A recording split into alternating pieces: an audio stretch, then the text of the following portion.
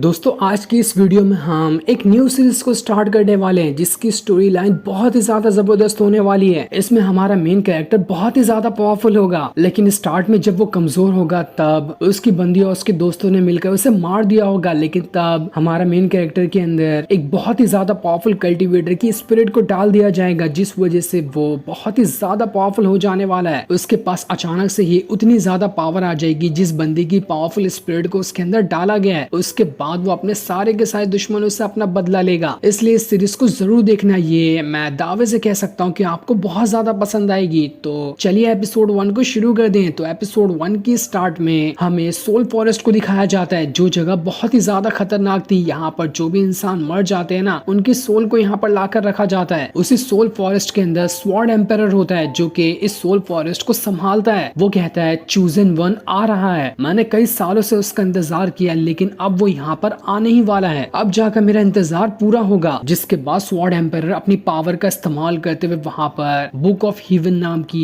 एक spiritual book को बाहर निकाल लेता है, जिसके अंदर कई सारी डिवाइन टेक्निक वगैरह लिखी है और उसके अंदर सभी कुछ चीजों को लिखा जाता है कि कौन बंदा कब मरने वाला है। जिसके बाद हम चैंतियान नाम के एक बंदे को देखते हैं जिसके साथ वू याओ नाम की एक लड़की होती है। बैटल के दौरान वू याओ को काफी ज्यादा चोट लग गई थी, इसलिए चैंतियान अपनी पावर का इस्तेमाल करते हुए उसे ठीक कर रहा होता है। चैंतियान असल में बहुत ही ज्यादा कमजोर है। उसने पिछले 6 सालों से अभी तक के अपना ब्रेक थ्रू नहीं किया। सारे लोग उसे कमजोर मानते हैं, लेकिन फिर भी चैंतियान के फादर ने उसकी हर मौके पे मदद की है। चैंतियान के फादर का ही दिया हुआ एक पिल उसके पास होता है, जिस पिल को वो वू याओ को देते हुए कहता है इसका इस्तेमाल करो, इसकी मदद से तुम्हारी जितनी भी चोटें हैं ना वो रिकवर होने लगेगी। तभी वहाँ पर एक और बंदा आता है जो चैंतियान से कह रहा था आजकल ना लूजर भी लोगों की मदद करने चले हैं। खुद के पास तो पावर होती नहीं, लेकिन दूसरों की मदद जरूर करना है। उसे देखकर चैंतियान कह रहा होता है चैनवू आखिर तुम यहाँ पर क्या कर रहे हो? अगर तुम यहाँ पर हो तो इसका मतलब कि तुमने मुझे यहाँ पर फंसाने की कोशिश की है। और जैसा उसका शक होता है वही चीज वहाँ पर हो जाती है। वो या भी यहाँ पर चैनवू के साथ ही थी। वो दोनों मिलकर यहाँ पर अब चैंतियान के ऊपर हमला करना शुरू कर देते हैं, क्योंकि वो दोनों यहाँ पर चैंतियान को फंसाने के लिए ही लाए थे। चैनवू कह रहा होता है तुम्हें पता है ना, इस खाई के नीचे सोल फॉरेस्ट है, जहाँ पर इंसान को जब वो मर जाता है तो उसकी सोल को वहाँ पर भेज दिया जाता है। चिंता मत करो, अब तुम्हारी बारी है। अब तुम यहाँ पर अपनी सोल को लेकर सोल फॉरेस्ट के अंदर जाओगे, लेकिन तुम्हें टेंशन लेने की जरूरत नहीं है, क्योंकि कुछ ही दिनों के अंदर तुम्हारे फादर भी वहाँ पर आते ही होंगे। मैं उन्हें भी वहाँ पर भेज दूंगा। जिसके बाद वो चैंतियान के ऊपर हमला करना शुरू कर देता है। चैंतियान यहाँ पर कमजोर था और चैनवू और वू याओ मिलकर उसे काफी ज्यादा मार रहे होते हैं। उनके पास चैंतियान से काफी ज्यादा पावर थी। उनसे बचने की चैंतियान काफी कोशिश करता है, लेकिन वो यहाँ पर उनसे फाइट नहीं कर पा रहा था। चैनवू कह रहा होता है पता चला ना कि आज पावर का असल फायदा क्या होता है। हम तुमसे ज्यादा पावरफुल थे यहाँ पर, तो देखो हमने तुम्हें बड़ी आसानी के साथ हरा दिया। अब मरने के लिए तैयार हो जाओ। चैंतियान समझ चुका था कि वो अब यहाँ पर इनके चंगुल से नहीं बच सकता। वो उन दोनों से कहता है देख लेना, अगर आज मैं यहाँ पर जिंदा बच गया ना तो मैं तुम दोनों को जिंदा नहीं छोड़ने वाला। मैं कैसे भी करके तुम लोगों की जान जरूर लूंगा। आखिर तुम लोगों की हिम्मत कैसे हुई मेरे और मेरे फादर के खिलाफ साजिश रचने की? अगर मेरे फादर को भी कुछ हुआ तो देख लेना कि मैं तुम्हें तड़पा तड़पा कर मारूंगा। लेकिन चैनवू कह रहा होता है वो करने के लिए तुम जिंदा बचोगे तब ना। जिसके बाद वो उसे मार कर सीधा खाई के नीचे फेंक देता है, जहाँ पर सोल फॉरेस्ट है। जैसे ही चैंतियान नीचे जाता है, चैनवू सीधा वू याओ को भी उसके नीचे फेंक देता है। वो कहता है मैं तो बस तुम्हारा इस्तेमाल कर रहा था, मुझे तुम्हारी भी जरूरत नहीं है, तो तुम भी जाओ नीचे। अब जैसे चैंतियान सोल फॉरेस्ट के अंदर आता है, वहाँ पर स्वॉर्ड एम्पायर आता है जो चैंतियान से कह रहा था आखिर तुम आ ही गए, मैं तुम्हारा कब से इंतजार कर रहा था। मैं यहाँ पर तुम्हें रीइंकार्नेशन देने वाला हूँ। ये मौका 100 साल में सिर्फ एक ही बंदे को मिलता है, जो कि वो तुम हो। तुम ही चोजन वन थे, इसलिए तुम्हें रीइंकार्नेशन का मौका मिलेगा। जिसके बाद वो बुक ऑफ हीवन को वहाँ पर ओपन कर देता है। उस बुक ऑफ हीवन के अंदर हम एक दूसरे वर्ल्ड को देखते हैं, जहाँ पर एक बंदा बहुत ही ज्यादा पावरफुल कल्टिवेटर था। उसने अपने मार्शल रैल्म को भी ब्रेक थ्रू कर लिया था। सारे लोग उस बंदे की वाहवाही कर रहे होते कि वाह तुमने यहाँ पर ब्रेक थ्रू करके इस पूरे के पूरे सेट के अंदर अपना नाम नंबर 1 पे लिखा लिया, ये तो कमाल ही हो गया। लेकिन तभी अचानक से वहाँ पर बुक ऑफ हीवन आ जाती है, जो अपनी पावर का इस्तेमाल करते हुए उस बंदे को अपने अंदर डाल लेती है। और अपने अंदर डालने के बाद वो उसकी सोल को निकालकर सीधा चैंतियान के अंदर ट्रांसफर कर देती है, क्योंकि उस बंदे का टाइम लिखा चुका था कि आज वो यहाँ पर मरेगा। लेकिन जैसे वो मरा होता है ना, स्वॉर्ड एम्पायर ने उसकी सोल को स्वाइप करते हुए उसे चैंतियान के अंदर डाल दिया था। अब यहाँ पर जैसे ही चैंतियान के पास उस पावरफुल बंदे की सोल गई है, तो उसकी सारी की सारी पावर चैंतियान के अंदर ट्रांसफर हो चुकी है। जहाँ वो एकदम ज्यादा कमजोर था, उसने 6 साल से अपना ब्रेक थ्रू नहीं किया था, उसके पास ऐसे बंदे की पावर आ गई जिसने अपने मार्शल रैल्म को भी ब्रेक थ्रू कर लिया है। इस वजह से सेकंड भर के अंदर चैंपियन बहुत ज्यादा पावरफुल बन चुका है। स्वॉर्ड एम्पायर कह रहा होता है, मैंने यहाँ पर तुम्हारी ख्वाहिश पूरी कर दी, अब तुम इतने ज्यादा पावरफुल बन चुके हो कि दुनिया में तुम्हारे कोई भी दुश्मन क्यों ना रहे, तुम सारे के सारे दुश्मनों का मुकाबला कर सकते हो, कोई भी तुम्हारे सामने नहीं टिक पाएगा। जिसके बाद हमें यहाँ पर स्वॉर्ड एम्पायर के असल प्लान का मतलब मालूम पड़ता है। उसने यहाँ पर जानबूझकर चैंपियन की सोल को एक पावरफुल बंदे के साथ मर्ज कर दिया था ताकि वो उन दोनों को मारकर एक साथ उनकी पावर को एब्सॉर्ब कर सके। वो कहता है, तुम्हें क्या लगा था कि मैं इतनी आसानी के साथ तुम्हें यहाँ पर जिंदा छोड़ दूंगा? मेरा तो यही प्लान था कि मैं जब तुम पावरफुल बन जाओगे तो उसके बाद तुम्हारी सारी की सारी पावर को एब्सॉर्ब कर लूं। और देखो यहाँ पर मेरा प्लान कामयाब हो रहा है, मैं तुम्हें यहाँ पर नहीं छोड़ने वाला। वो चैंपियन की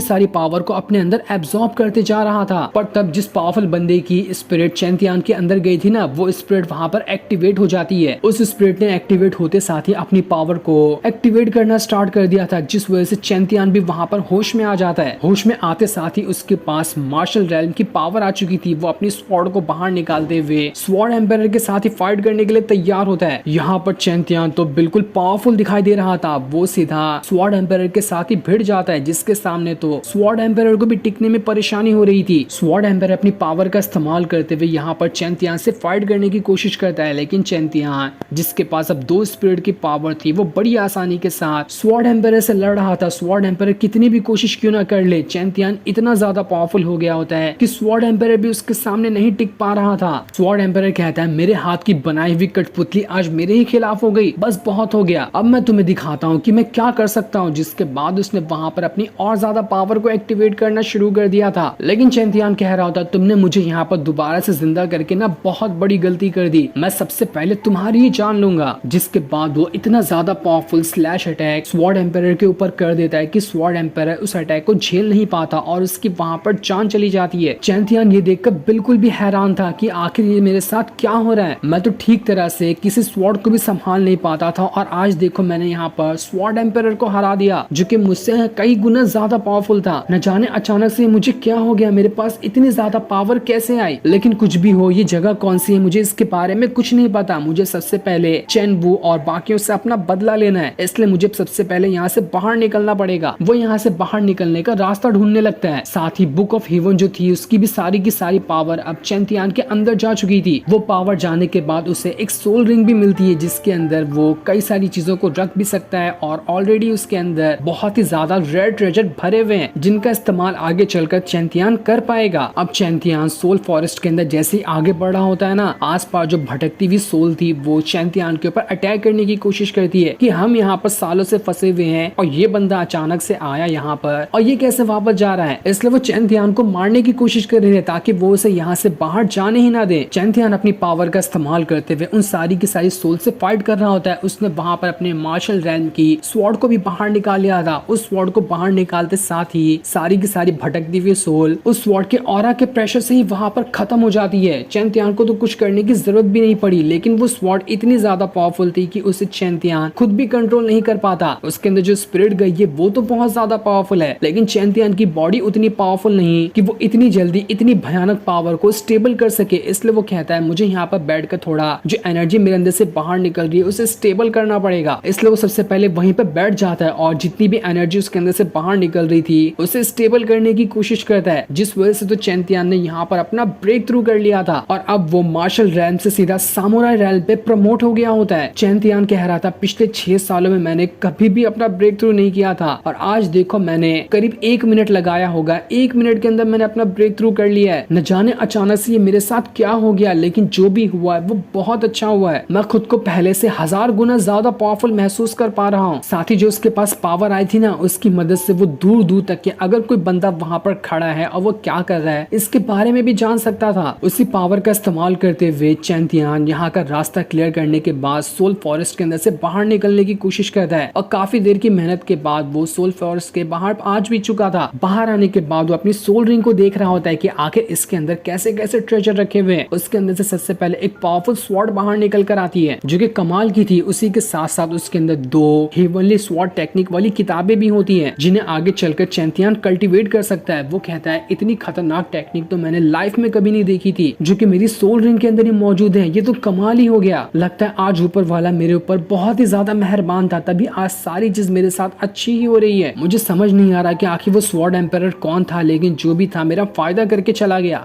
जिसके बाद चैंतियान उस हीवनली टेक्निक को सीखने के बाद उसे ट्राई करने की कोशिश करता है। वो जैसे अपनी स्वॉर्ड बाहर निकालता है ना, उसे कुछ करने की जरूरत ही नहीं पड़ती, उसके ऑरा से ही सामने रखा हुआ पहाड़ 2 हिस्सों में कट जाता है। इतनी पावर आ चुकी थी चैंतियान के पास। पर तभी चैंतियान को ऐसा महसूस हो रहा होता है कि मेरे आसपास कोई है जो मेरे तरफ ही बढ़ते हुए आ रहा है, इसलिए वो वहां पर चौकन्ने हो जाता है। जिसके बाद वहां पर जैंग नाम का एक बंदा आ चुका था। वो वहां पर आने के बाद चैंतियान से कहता है, आखिर तुम हो कौन और मेरे इलाके में आने की तुम्हारी हिम्मत कैसे हुई? ये पूरा इलाका जहाँ पर चैंतियान मौजूद था वो सोल फॉरेस्ट से तो बाहर निकल चुका था, लेकिन जिस इलाके में वो अभी मौजूद था वो इस जैंग नाम के बंदे का था। उसे देखकर चैंतियान कह रहा होता है, ये बंदा हाल फिलहाल तो मुझसे ज्यादा पावरफुल है, इसकी कल्टीवेशन पावर मुझसे ज्यादा है, लेकिन अगर फाइट हुई ना तब भी मैं इसे यहाँ पर आसानी के साथ तो लगता है हरा दूंगा। जैंग चैंतियान से कह रहा होता है, बच्चे मुझे तो यहाँ पर तुम कोई कमजोर डिसेबल लग रहे हो, तुमने यहाँ पर पहाड़ तोड़कर अच्छा नहीं किया, इधर आओ और मेरे जूतों पे अपनी राख रगड़ते हुए मुझसे माफी मांगो तो मैं तुम्हें यहाँ से जाने दूंगा, वरना मैं यहाँ पर तुम्हें नहीं छोड़ने वाला। जिस पर चैंतियान कहता है, क्या मैं तुम्हारे बाप का कोई नौकर हूँ, जो तुम कहोगे वो मैं मान लूंगा। जिसके बाद चैंतियान ने अपने स्वॉर्ड को बाहर निकालते हुए जैंग के साथ फाइट करना शुरू कर दिया था, जो देखकर तो जैंग का दिमाग बौखला जाता है कि ये कमजोर आदमी मेरे सामने आकर मुझसे जबान लड़ा रहा था। जिसके बाद अब देखते ही देखते चैंतियान और जैंग के बीच में फाइट शुरू हो जाती है। वो कह रहा होता है, ये बंदा तो मुझे कमजोर लग रहा है, लेकिन असल में जो इसके पास स्वॉर्ड है ना वो सामुराई रेल्म वाली है, आखिर इसके पास स्वॉर्ड कैसे आई? लेकिन खैर कोई ना, मैं इसे बड़ी अच्छी तरीके से मजा चखा सकता हूँ। वो लगातार कई सारे अटैक चैंतियान पे करते जा रहा था, लेकिन चैंतियान जैसे उसके अटैक से बचने की कोशिश करता है, उसके सामने